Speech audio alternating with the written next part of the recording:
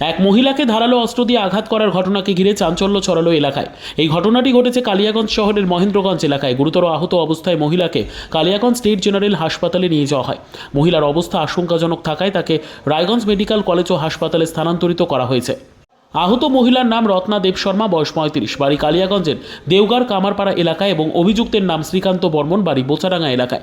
জানা যায় এদিন সকালে প্রতিদিনের মতো মহিলা মহেন্দ্রগঞ্জ বাজারে সবজি বিক্রি করতে এসেছিল। সেই সময় আচমকায় অভিযুক্ত শ্রীকান্ত বর্মন ধারালো অস্ত্র নিয়ে রাস্তায় মহিলার ওপর চড়াও হয়। পরিস্থিতি বেগতিক দেখে চম্পট দেয় অভিযুক্ত। স্থানীয় মানুষেরাই মহিলাকে উদ্ধার করে হাসপাতালে নিয়ে যায়। ঘটনার খবর পেয়ে ছুটে আসে কালিয়াগঞ্জ থানার পুলিশ। অভিযুক্ত শ্রীকান্ত বর্মনের তল্লাশি শুরু করার পাশাপাশি ঘটনার তদন্তে নেমেছে পুলিশ। আমি দোকান রেডি করতেছিলাম সকালবেলা, তখন সবার চিৎকার শুনে আমি আগায় গেছি।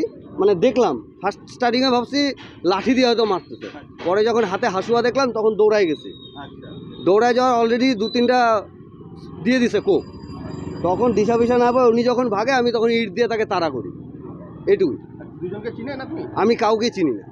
ফার্স্ট আমি কাউকে বলতে পারবো না, নাম কিচ্ছু বলতে পারবো না। আপনি কি ওই ভদ্রলোককে হসপিটালে দিয়েছেন? ভদ্র মহিলাটাকে টোটো করে আমি হসপিটালে দিয়ে আমি চলে আসছি। আমার তো মহিলা মহিলা বয়স মানবিক কত হবে?